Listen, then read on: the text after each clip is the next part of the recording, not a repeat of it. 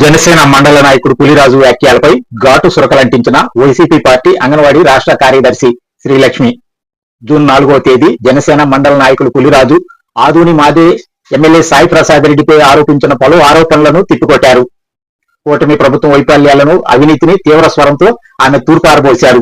పత్రికల్లో వచ్చిన కూటమి ప్రభుత్వంపై పలు అవినీతి ఆరోపణలను ఆధారాలతో మీడియా ముందు ఉంచారు. పులిరాజుకు సవాల్ విసిరారు. ఆదోని అభివృద్ధి చేస్తామంటూ మీరు చేస్తున్న అభివృద్ధి అంటూ పత్రికల్లో ప్రముఖ పేజీల్లో వస్తున్నాయి. ఇవేనా మీరు చేస్తున్న అభివృద్ధి అంటూ వ్యంగ్యాస్త్రాలు విసిరారు. కూటమి ప్రభుత్వం వచ్చి ఏడాది కావస్తుంది. ఏడాదిలో మీరు చేస్తున్న అవినీతికి అడ్డు అదుపు లేకుండా పోయిందని ఏకంగా కుల సర్టిఫికేట్లు మార్చేస్తూ ఇసుక మాఫియా, గరుసు మాఫియా, ఆదోనిలో లారీలు తిరగాలన్న రుసుము వసూలు చేస్తున్నారు. ఇదేనా మీ అభివృద్ధి అంటూ తీవ్ర స్వరంతో కూటమి ప్రభుత్వం అవినీతిని ఎండగట్టారు. పులిరాజుకు సవాల్ విసిరారు. అదే విధంగా రైతులు వాళ్ళ ఓడి వినిపించుకుంటే ఉన్నటువంటి ఒక విలేకరి సోదరుడు వెళ్తే ఆయన చేసినదంతా కూడా మీ కుటుంబ గవర్నమెంట్ లో జరిగింది. తెలుసు ఎవరు చేస్తున్నారో ప్రయత్నంగా తెలుసు. ఇది మీ కూటమిలో అభివృద్ధి. అదే విధంగా పాపం ఎవరో వాళ్ళు అన్ని కరెక్ట్ గా ఉన్నాయి లారీకి, కానీ వాళ్ళకి డిమాండ్ చేసినారు మాకు 10,000 అంటే ఇవ్వాలి అని చెప్పి. ఇది కూడా పేపర్లో వచ్చింది. ఇది కూటమిలో అభివృద్ధి అంటే.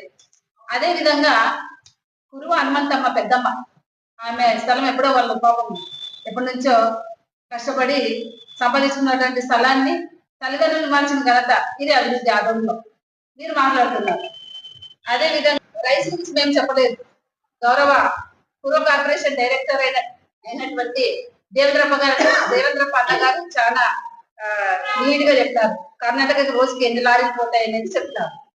అంటే మట్టి కానివ్వండి, గర్స కానివ్వండి, ఇసుక కానివ్వండి, డస్ట్ కానివ్వండి, మరి ఇవన్నీ కూడా ఇంకా ఏదో అంటే ఇతర శాతం దగ్గర ఎంత పర్సెంటేజ్ అనేది కూడా మీ అభివృద్ధిలో భాగమని మేము అడుగుతున్నాం.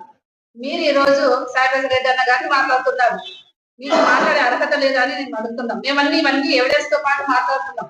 మీరు నోటికి ఏదొస్తే అది మాట్లాడుతున్నారు. తగ్గించుకోవాలని కూడా నేను తెలియజేస్తున్నాను. డిగ్రీ కాలేజ్ కి 5 ఎకరాలు పొలం చేసినారు.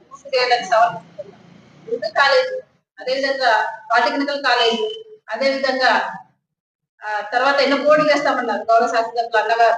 మరి ఆ పోటీలు తెచ్చి కూడా ఆదోని అభివృద్ధి చేయాలని నేను తెలియజేస్తాను. అదేవిధంగా పులిరాజు గారు బాగా చెప్పారు.